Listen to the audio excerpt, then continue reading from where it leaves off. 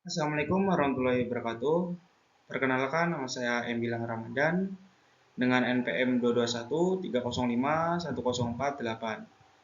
Di sini saya akan mengulas materi yaitu tentang gaya biomekanika olahraga. Nah, yang pertama itu pengertian gaya. Gaya adalah tarikan atau dorongan terhadap suatu benda. Gaya juga dapat merubah posisi dan gerak juga bentuk. Gaya adalah besaran vektor karena mempunyai arah dan nilai. Nah, satuan gaya itu F, force. Untuk satuan internal yaitu N, Newton. Alat untuk mengukur gaya yaitu satu dinamometer dan dinamo bekas. Gaya terbagi menjadi dua, yaitu macam-macam gaya dan jenis-jenis gaya. Macam-macam gaya, yang pertama itu gaya tak sentuh, dan yang kedua gaya sentuh. Untuk jenis-jenis gaya ada 7, yaitu gaya otot. Contohnya, ketika kamu mengangkat beban menggunakan tangan, otot-otot di lengan kamu memberikan gaya untuk mengangkat benda tersebut. Nah, yang kedua gaya pegas. Contohnya, ketika kamu menarik atau menekan sebuah pegas, pegas tersebut akan memberikan gaya untuk kembali ke bentuk semula. Misalnya, ketika kamu menekan pegas di dalam pulpen atau mainan. Nah, yang ketiga, gaya gesek. Contohnya, ketika kamu mendorong meja di lantai, ada gaya gesek antara kaki meja dan permukaan lantai yang menghambat gerakan meja tersebut. Yang keempat, gaya mesin. Contohnya, mesin mobil yang memberikan gaya untuk menggerakkan roda. Mesin menghasilkan gaya yang mengubah energi menjadi gerakan. Yang kelima, gaya gravitasi. Contohnya, gaya gravitasi menyebabkan benda jatuh ke bumi. Misalnya ketika kamu menjatuhkan sebuah bola, bola tersebut akan jatuh karena pengaruh gaya gravitasi bumi. Untuk yang keenam, gaya magnet. Dan contohnya ketika kamu mendekatkan magnet dengan benda-benda yang dapat tertarik magnet seperti paku, gaya magnet menyebabkan benda tersebut tertarik oleh magnet.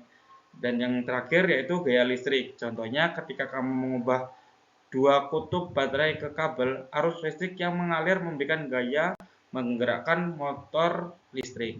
Nah, mungkin itu untuk jenis-jenis gaya. Dan selanjutnya yaitu sifat gaya dan pengaruh gaya pada benda. Yang pertama itu gaya dapat menyebabkan kecepatan gerak benda. Contohnya, ketika kamu mendorong mobil yang terparkir, mobil akan mulai bergerak. Semakin besar gaya dorongannya yang diberikan, semakin cepat mobil bergerak. Nah, yang kedua itu gaya dapat menyebabkan benda bergerak dan sebaliknya. Contohnya di sini yaitu jika sebuah bola yang bergerak dan kecepatan tinggi menabrak tembok, gaya tumbukan yang terjadi menyebabkan perubahan kecepatan bola. Tembok memberikan gaya yang besar pada bola sehingga bola akan berhenti atau memantul kembali.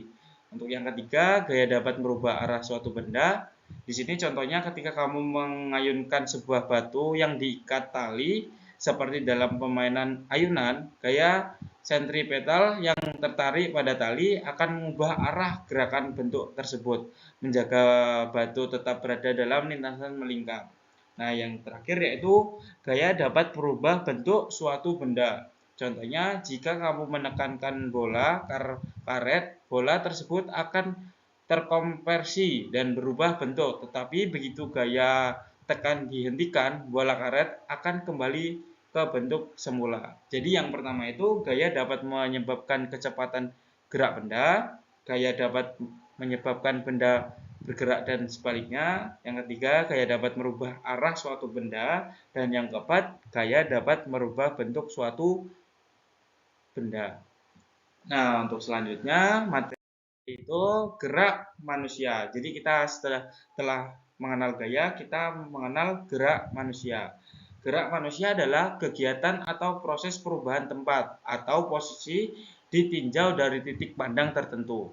Nah, gerak terdiri menjadi 3, yaitu gerak badan secara keseluruhan, 2 gerak anggota badan, dan yang ketiga gerak suatu benda atau alat oleh badan.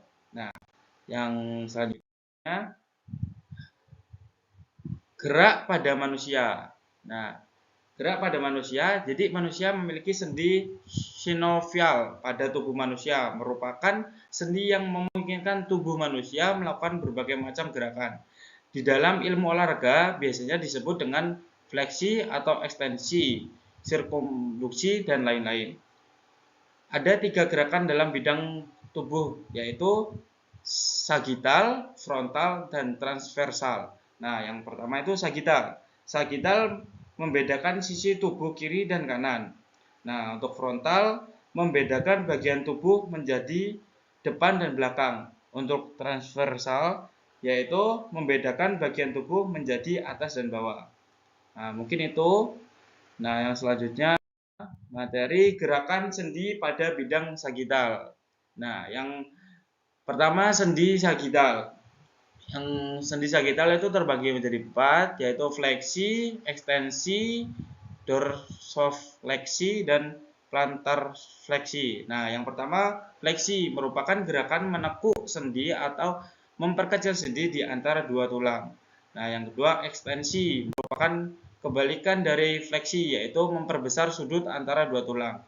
Jadi bisa dilihat contoh di sini, yaitu fleksi menekuk sendi di antara dua tulang, dan ekstensi membalikan tekukan. Nah, yang itu dorsofleksi, yaitu menggerakkan telapak kaki ke arah depan atau belakang.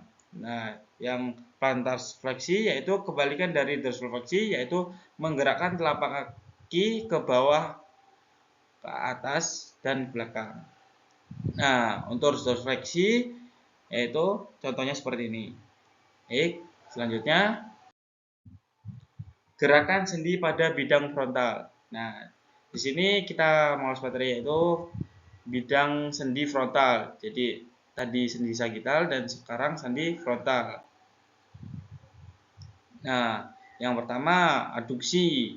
Aduksi menggerakkan anggota gerak mendekati bagian tengah tubuh. Nah, yang kedua abduksi, menggerakkan anggota gerak menjauhi bagian tengah tubuh. Nah, contohnya seperti ini.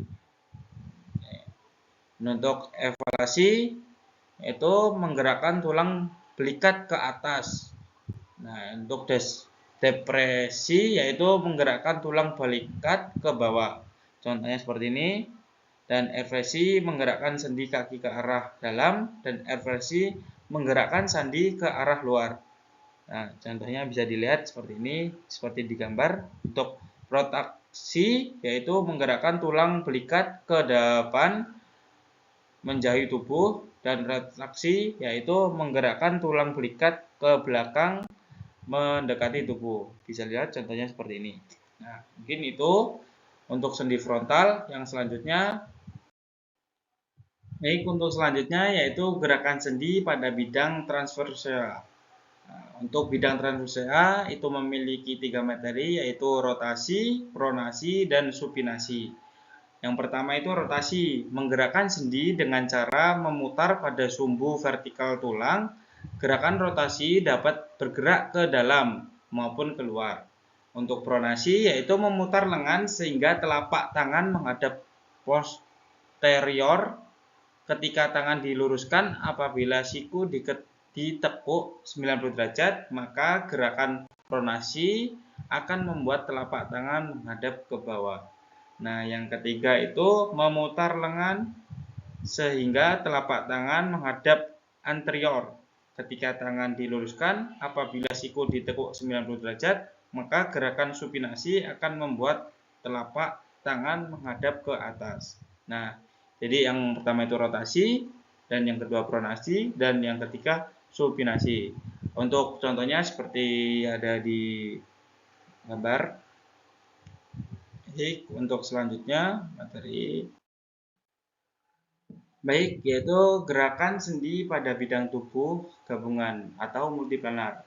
Gerakan sendi pada bidang tubuh gabungan atau multiplanar itu terbagi menjadi 2. Yang pertama sirkumduksi dan yang kedua itu oposisi.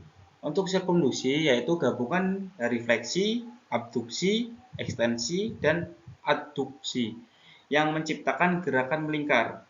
Nah, Untuk oposisi yaitu gerakan lingkar pada ibu jari. Nah, contohnya seperti di gambar. Untuk sirkumfleksi yaitu tangan bisa melingkar.